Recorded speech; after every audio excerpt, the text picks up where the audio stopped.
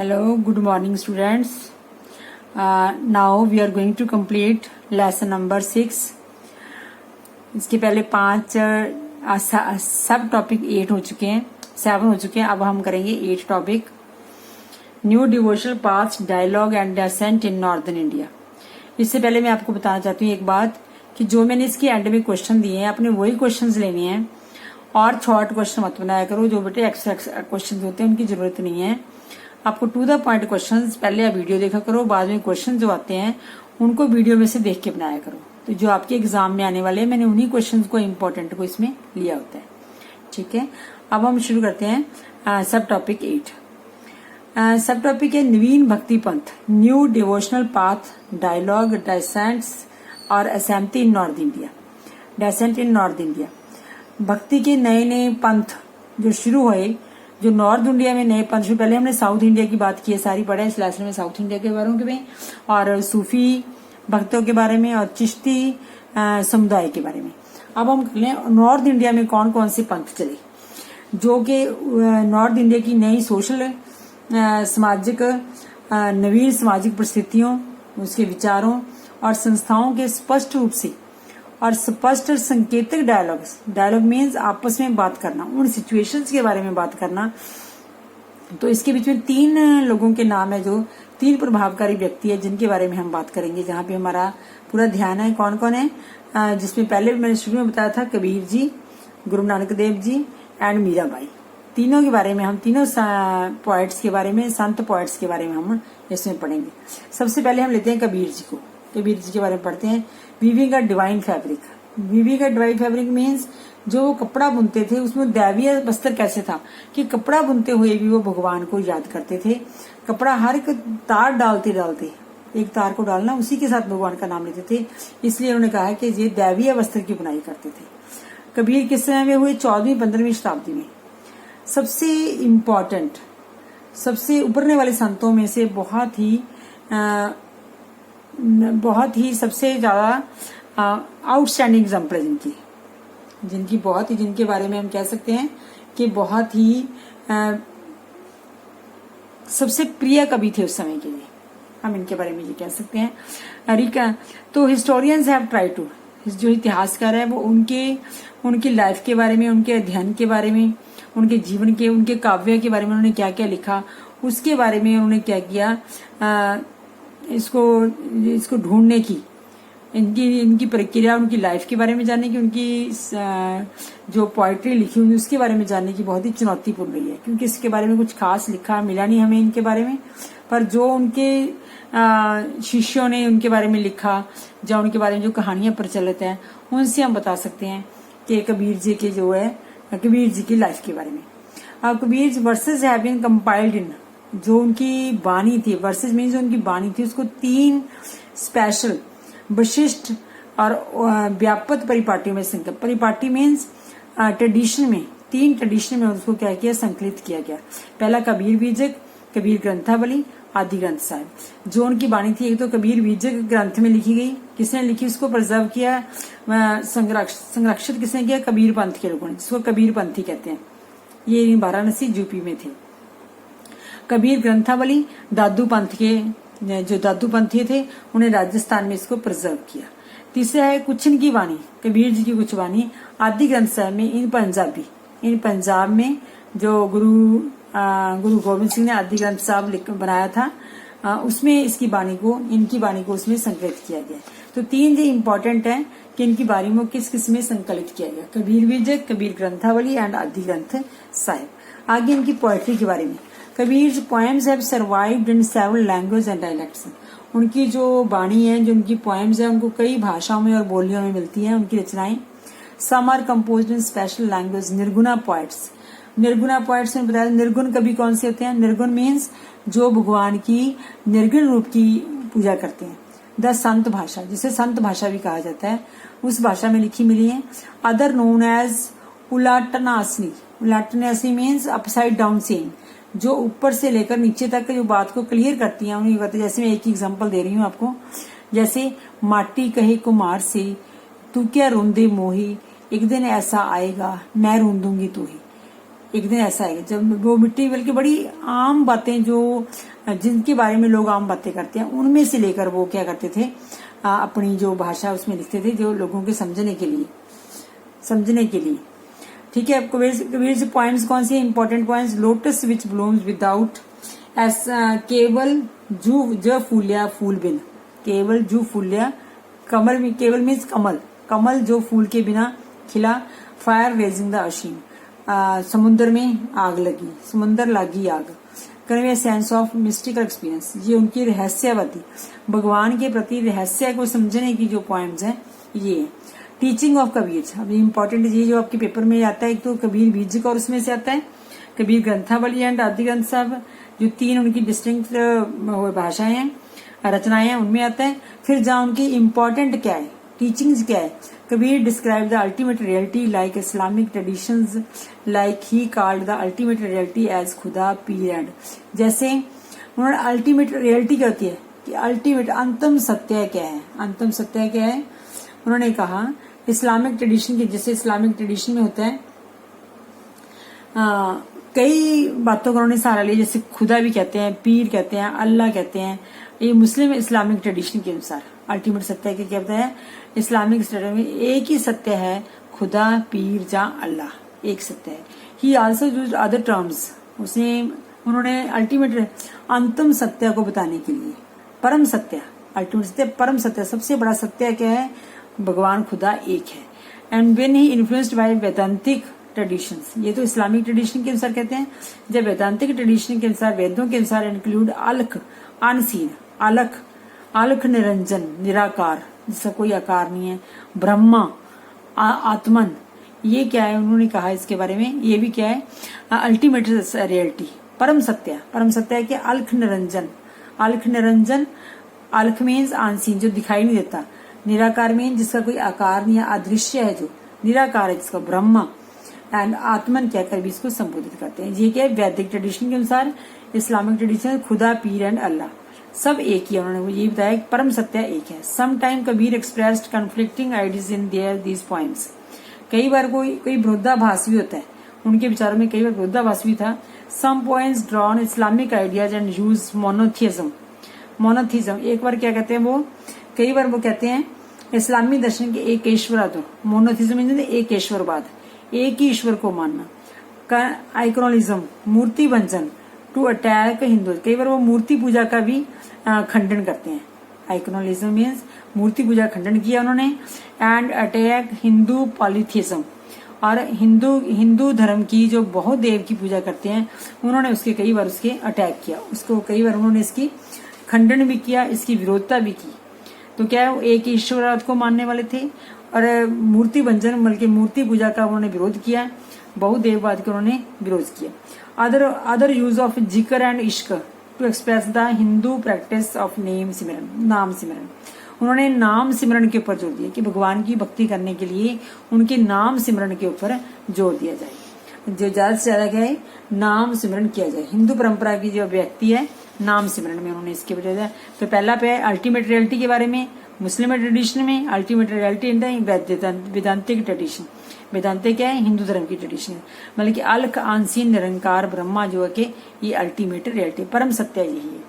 और उन्होंने कई बार ऐसे आइडिया दिए जिसमें उन्होंने मूर्ति भंजन, मूर्ति पूजा की खंडन किया, और साथ साथ उन्होंने एक ईश्वरवाद, एक ईश्वर, भगवान एक ही है, मोनोथिज्म में एक ही भगवान है, पॉलीथिज्म नहीं, मोनोथिज्म, बहुदेववाद नहीं।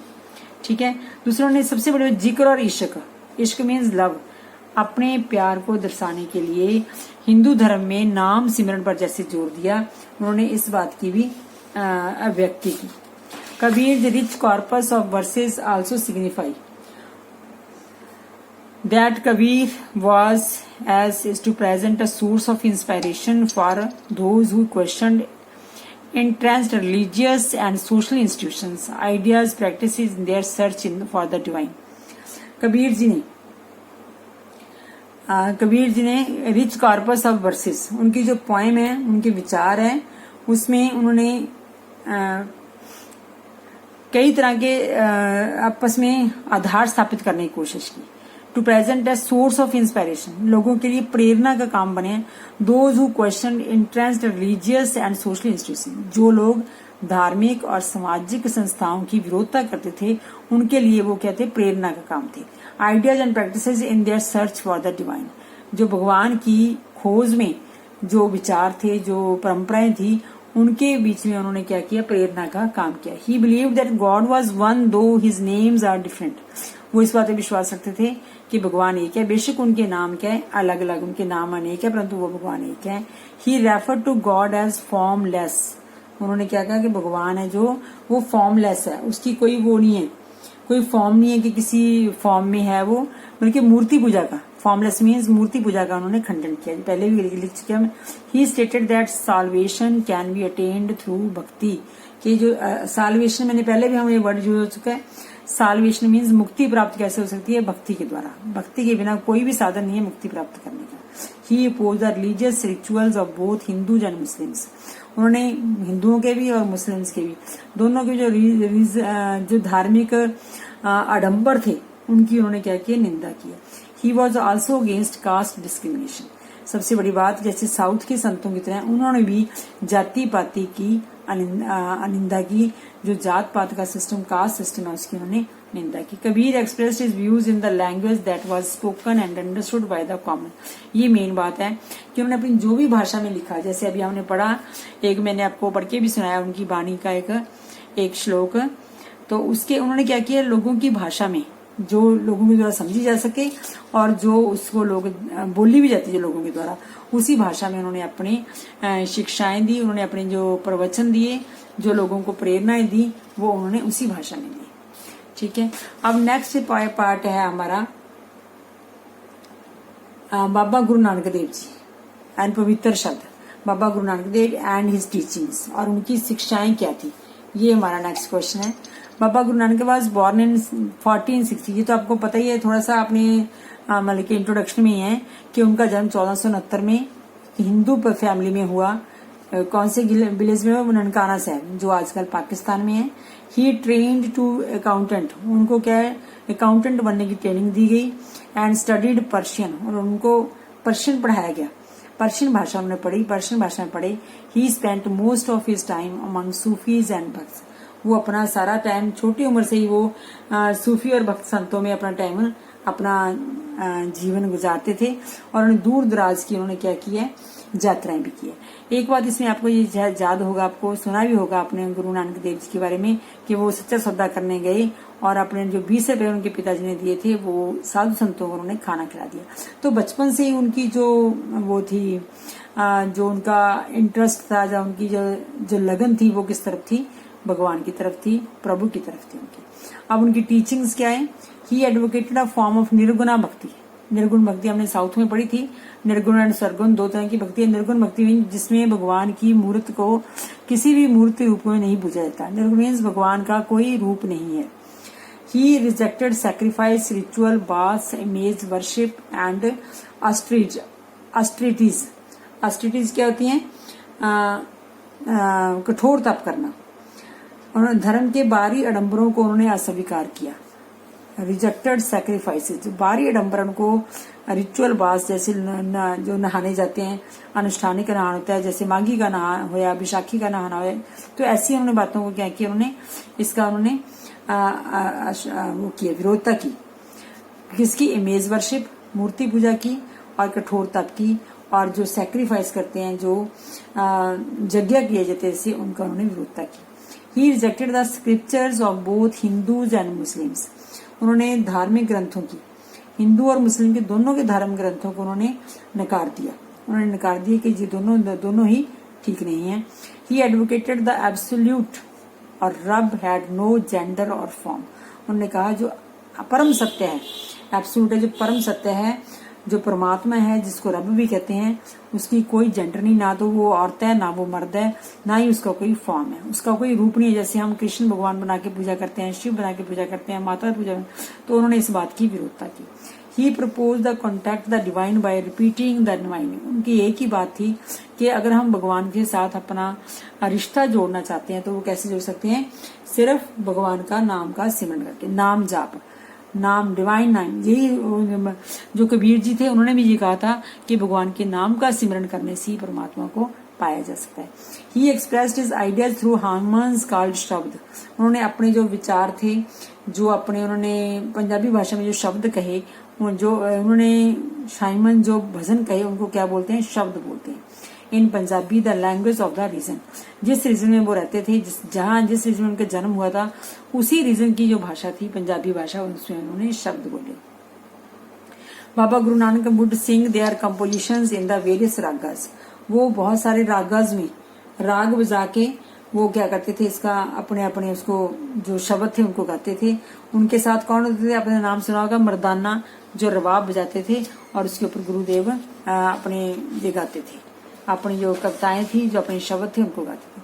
ही organized his followers into community.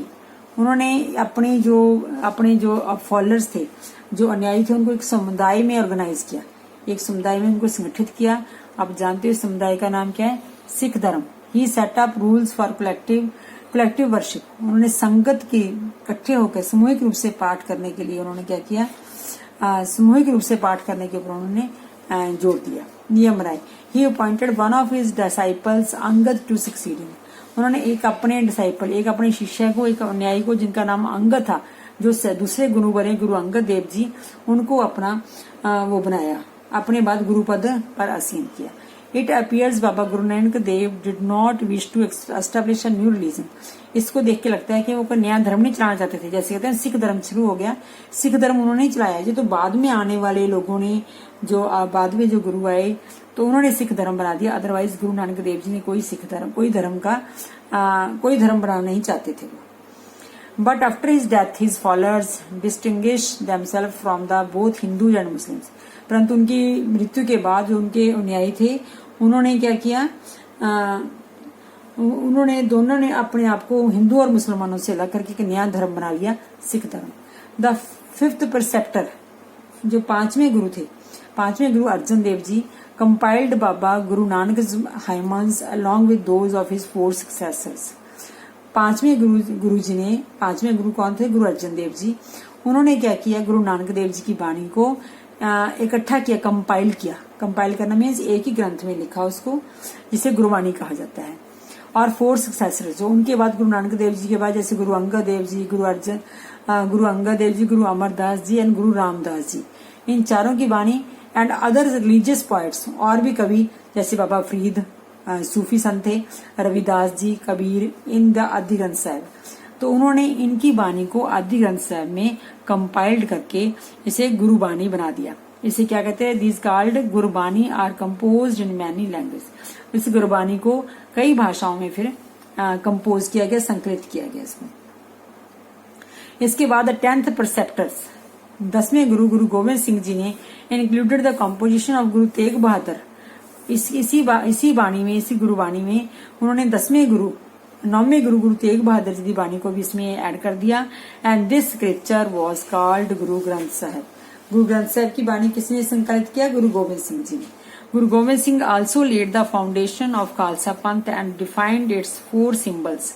गुरु गोविंद सिंह जी ने, ये भी अभी क्वेश्चन आता है कि गुरु साहब ने खालसा पंथ की स्थापना कौन से गुरु जी ने की, ठीक है, तो ये आपका क्वेश्चन बन सकता है।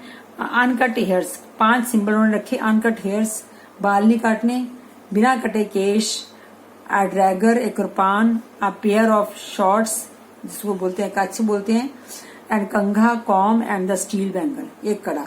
तो ये चारों जो 5 सिंबल उन्होंने रखे, किस लिए, खालसा पंथ के लिए। खालसा पंथ मीन्स जो सिख धर्म को मानने वाला है, उसको ये 5 जो है सिंबल्स है, इनके ऊपर इनकी पालना करनी होगी, ठीक है, इनको पहनना होगा, इनको रखना होगा। हाँ, नेक्स्ट हमारा है, इम्पोर्टेंट है Mirabai, last 3rd and last one, Mirabai. Mirabai is the perhaps the best known women point. Mirabai शायद भक्ति परंपरा की सबसे प्रसिद्ध कवित्री थी, पोइट थी। उनके बारे में, इनकी जीवनी के बारे में पता चलता है। शी वॉज राजपूत प्रिंसेस, वो एक राजपूत, मीराबाई राजपूत एक राजकुमारी थी। Merta Marwar, who married against wish, जो अपनी इच्छा के विरुद्ध उसकी शादी किसके साथ कर दी, सिसोदिया क्लेन के मेवाड़ के राजा के साथ राजकुमार के साथ कर दी। He decline to perform traditional role of wife and mother. उन्होंने अपनी पत्नी के रूप में और माँ के रूप में जो परंपरागत उनका वो था, परंपरागत दायित्व था, जो उनका रिस्पॉन्सिबिलिटी थी, उन्होंने निभाने से उसे मना कर दिया। He recognise one of Vishnu's avatar Krishna as her only husband. वो क्या समझती थी, जो कृष्णा थे, विष्णु के अवतार थे, वो उनको अपना पति मानती थी। अब इसके बारे में सुना आपने कि कई बार उनके जो ससुराल वाले थे उनको विष देने का प्रयत्न किया, परंतु उसके ऊपर उसका कोई असर नहीं हुआ। Mirabai also oppose the norms of the caste ways. आपने देखा तीनों जिनों के बारे में बात कर रहे हैं, कबीर जी के बारे में बात कर रहे हैं, गुरु नानक देव जी के बारे में बात कर रहे हैं, जहां मीरा जी के बारे में बात कर रहे हैं, तो सबने क्या किया, कास्ट बेस्ड सोसाइटी की उन्होंने निंदा की। कास्ट बेस्ड सोसाइटी की उन्होंने क्या किया, इसको अस्वीकार किया। अकॉर्डिंग टू सम ट्रेडिशंस, कुछ परंपराओं के अनुसार, जहां पे हम पढ़ते हैं, हर प्रिसेप्टर, उनके गुरु का नाम क्या था, रायदास। आ लेदर वर्कर, जो के काम से एक चमार का काम करते थे, जूते बनाने का काम करते थे, वो उनके गुरु थे। तो इससे पता चलता है कि उन्होंने कास्ट सोसाइटी को, कास्ट जात पात के ऊपर आधारित समाज को उन्होंने कैसे नकार दिया। Mirabai did not attract a sect और ग्रुप ऑफ फॉलोअर्स। मीराबाई ने ना तो अपने कोई फॉलोअर्स बनाए, ना अपने कोई निजी मंडली बनाई, या अपने जिसे कहते हैं अनुयायी बनाए, ना ही कोई ऐसा सेक्ट शुरू किया उन्होंने। किंतु she has been organised as a source of inspiration for centuries. परंतु फिर भी उसको उनको क्या समझा जाता है, आने वाली कई शताब्दियों तक वो प्रेरणा का स्रोत रही कि भगवान की भक्ति कैसे पाई जा सकती है। सिर्फ उनका नाम सिमरण करके मीरा ने उनकी भक्ति को, प्रभु को पाया। Her songs continue to sung by women and men. उनके जो गीत से जो उन्होंने पद रचे थे, उनको स्त्री और पुरुषों द्वारा गाया जाता है। Specially those who are poor and considered low caste in Gujarat and Rajasthan. जो गुजरात और राजस्थान में नीच जाति के लोग थे, औरतें या मर्द थे, उनके द्वारा उनके भजन गाए जाते थे। हम देखते हैं कि इनके एक बात तीनों में खास है, तीनों ने एक बात पे जोर दिया।